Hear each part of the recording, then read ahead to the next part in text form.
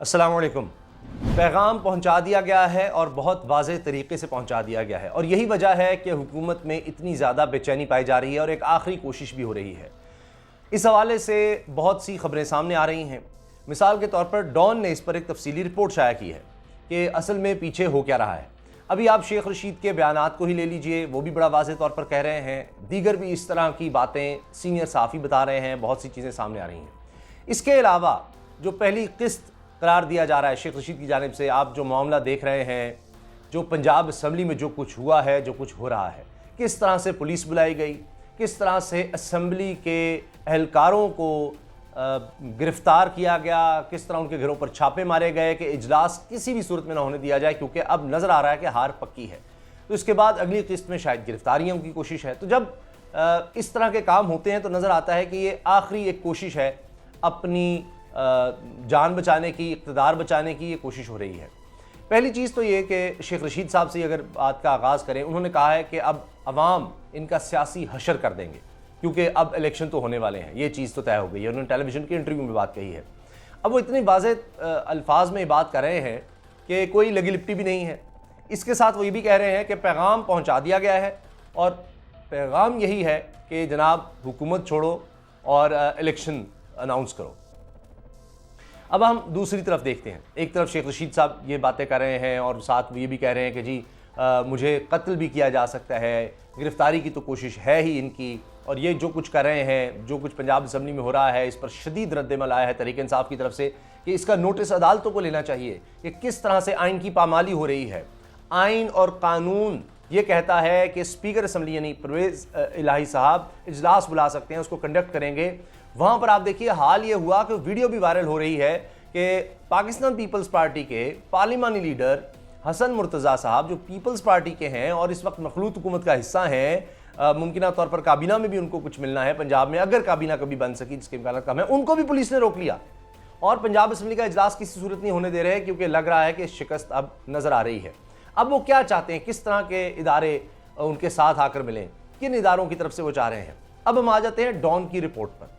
Don इस पर तफसीली रिपोर्ट छाप चुका है और कह रहा है कि जो लोग हुकूमत और मुक़्तदर हलकों के साथ यानी राबते में हैं, और ज़राए से उसने ये खबर छापी है कि जी उनकी तरफ से कहा जा रहा है कि इंतखाबात की तरफ ही जाना चाहिए और मामला जो है वो इसी तरह ही सुलझ सकता है और बस ये बजट पास करवा कर या बजट देकर, ताकि ये एक ज़रूरत है, बड़ा अहम मामला है, वरना अगले साल तक मुल्क को चलाना भी तो है, तो फिर निगरान सेटअप की तरफ जाया जाए।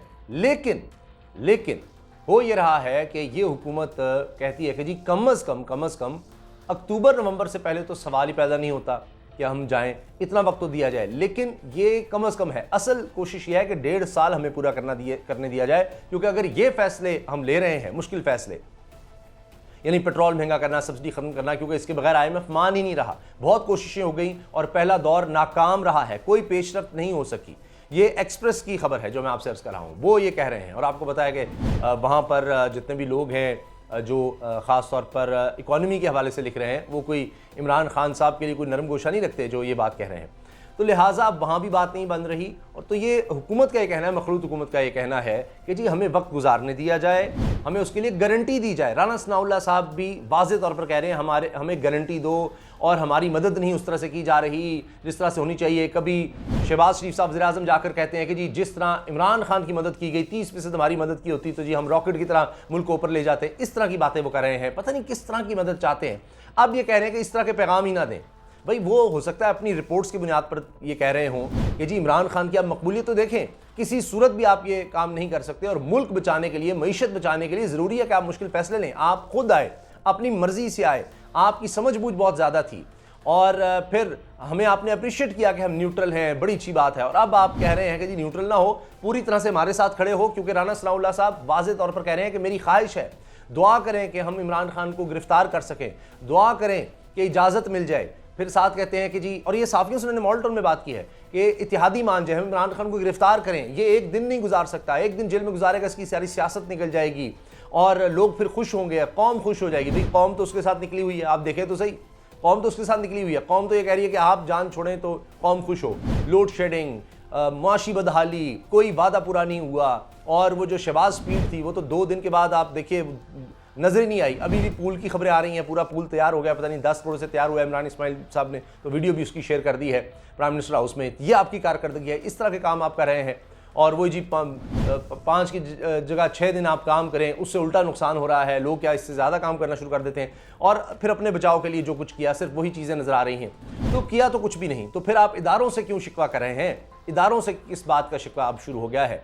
तो अब ये भी कहा जा रहा है कि असल में ये इनका एक टैक्टिक है और ये इनकी चाल है कि जाते हुए सारा कुछ इदारों पर डाल के जाएं। जी फ़ौज ने नहीं चलने दिया, जी ये हो गया वो हो गया। तो अब जो पैगाम आ गया है वो वाज़ेह है। शेख रशीद ने बता दिया कि जी इलेक्शन है, हुकूमत छोड़ें, इलेक्शन की तरफ जाएं। अब डॉन जो तफसीली रिपोर्ट दे रहा है उसमें ये बताया जा रहा है कि जी इसी वजह से एक और कोशिश जो इसके मास्टरमाइंड थे कह लें, या जिनको ये टास्क मिला था जरदारी साहब, और वो अब दोबारा निकले। मौलाना फजलुर रहमान साहब से उन्होंने मुशावरत की। मौलाना फजलुर रहमान के अलावा उन्होंने चौधरी शुजात से मुशावरत की। उसकी वजह ये बताई जा रही है कि परवेज़ इलाही साहब, मुनिस इलाही साहब ने कह दिया कि जी जो उनके ख़ानदान के 2 अफराद हैं, सालिक साहब ख़ास तौर पर उनके ख़ानदान के फ़र्द हैं, और तारिक बशीर चीमा साहब जो कि अब काबीना का हिस्सा भी हैं, शहबाज शरीफ साहब की काबीना का हिस्सा हैं, वो अब वापस आ जाएंगे। ये मुनिस इलाही और परवेज़ इलाही ने जब कहा तो फिर काम पे टांग गई। उन्होंने कहा ये तो हुकूमत गिर जाएगी। तो परवेज़ इलाही साहब ने ये हुकूमत बनवाई है और उनको नज़र आ रहा था कि और तो कोई हल नहीं है कि हम चलें विफाक में किसी तरह बैठ सकें और आगे चल के फिर देखा जाएगा। तो वो अब दौड़े हैं दोबारा, दूसरा उन्होंने आगाज़ किया इनिंग्स का, और पहले भी इसी तरह किया था। सबसे जाकर मिले, चौधरी शुजात से मिले, फजलुर रहमान साहब से मिले, फिर शहबाज शरीफ साहब से मिले कि किया क्या जाए। तो फिर खबरें यही आ रही हैं कि जनाब ये हफ्ता जो अब आ रहा है ये बड़ा अहम है और ये एक आखिरी कोशिश होगी इदारों के आगे हाथ जोड़ने की, उनसे दरख्वास्त करने की कि जिस तरह से मदद हम चाह रहे हैं वो की जाए।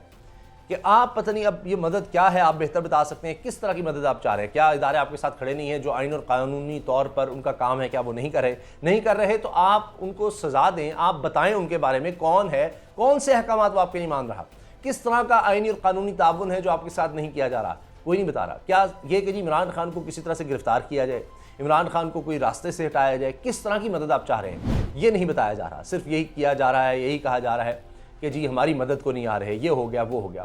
तो जरदारी साहब ने जो मुलाकातें की हैं उसके बाद यही नज़र आ रहा है कि फ़ैसले चूँकि हो नहीं पा रहे तो एक और दरख्वास्त की जाएगी कि हमें ये पूरी इनिंग्स खेलने दी जाए, हालात मुल्क के जिधर मर्जी जाएँ, जो मर्जी हो जाए, हमें रहने दिया जाए। कुर्सी का ये असल खेल है और जो फ़ैसले लेने वाले हैं वो नहीं किए जा रहे। कहीं शहबाज शरीफ साहब कुछ करना भी चाहते हैं तो नवाज़ शरीफ नहीं करने देते।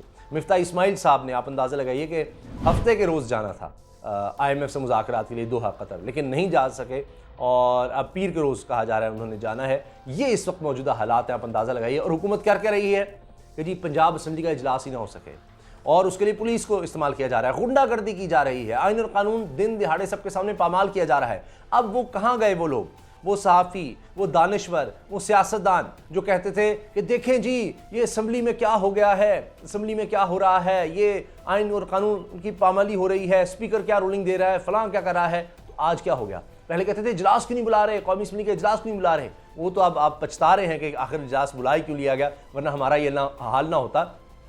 उस वक्त भी आप देखें कि जनाब पुलिस वैन आ गई थी, वो प्रिजनर वैन वो बुला ली गई थी कौमी असम्बली में। आज फिर वही चीज़ दोहराई जा रही है, यहाँ पर जनाब बुला लिया गया है। तो ये जो कुछ हो रहा है इस पर शदीद रद्दमल भी आया है तहरीक इंसाफ की तरफ से, और मुझे लगता है कि अब अदालतें भी इसका नोटिस लेंगी कि ये तो अब देखिए ना, जब हार नज़र आ रही है कि किसी तरह से मुनहरिफ अराकीन अब चूँकि वोट नहीं डाल सकते तो अब किसी तरह से इस सारे मामले को रोका जाए।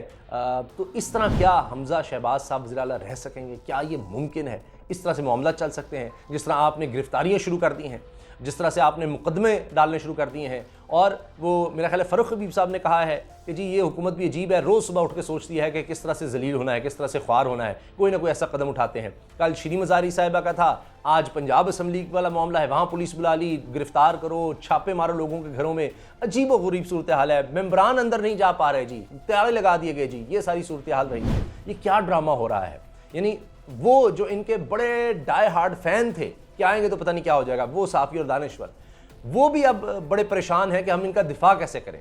रोज़ एक नया, और वही अपने अल्फाज कि जनाब असम्बली बड़ी अहम है, ये मुक़द्दस ऐवान है जनाब, ये पार्लिमान है, ये लोगों के मुंतखब करदा लोग हैं, ये जमहूरियत है, आज उसकी ऐसी तैसी की जा रही है। आपने जिसको फाशिज्म कहते हैं वो हरकतें हो रही हैं। गिरफ्तारियों के अलावा आप देखिए पर्चे किन पर हो रहे हैं, समी इब्राहिम पर, और कहाँ कहाँ जनाब अरशद शरीफ पर और साबिर शाकिर साहब पर, और अब इमरान रियाज जैसे निडर बेबाक सहाफ़ी पर भी मुकदमा दर्ज कर दिया गया है। इमरान रियाज खान ना तो डरने वाला है, ना घबराने वाला है, ना खौफजदा होने वाला है। इन लोगों पर, यानी जो सहाफ़ी पाकिस्तान की बात करते रहे, पाकिस्तान की इदारों की बात करते रहे, आज उन्हीं पर पर्चे। और किस तरह से कभी जनाब सिंध में कहीं इंटीरियर में पर्चा हो रहा है जी आप पर कि जी मुहिब्बे वतन पाकिस्तानी ने करा दिया जी, मुझे किसी ने बताया या मैंने कहीं से सुना इन्होंने मुल्क के खिलाफ या इदारों के खिलाफ कोई बात की है। तो उनसे पूछा गया कि जनाब जनरल फैज़ हमीद के खिलाफ जो बातें की गई उस पर आप कर रहे हैं किसी के खिलाफ पर्चा? जिन लोगों ने की, सहाफ़ियों ने, मरीम नवाज़ ने, दीगर ने, जी उन पर भी सोचेंगे। ये हो रहा है, कभी बलूचिस्तान में हो रहे हैं, उधर दूर दराज इलाकों में, ताकि इनको डराया जाए, धमकाया जाए। तो ये जिस तरह के लोग हैं, ये तीनों सहाफ़ी और दीगर जिनके खिलाफ इक़दाम का सोचा जा रहा है, किए जा रहे हैं, क्या वो डर जाएंगे, वो खौफज़दा हो जाएंगे, उनको इस तरह से रोका जा सकता है? ये हुकूमत खुद तैयारी कर रही है जाने की, और इन हरकतों की वजह से, इन मामलात की वजह से यही नज़र आता है। अल्लाह हाफ़िज़।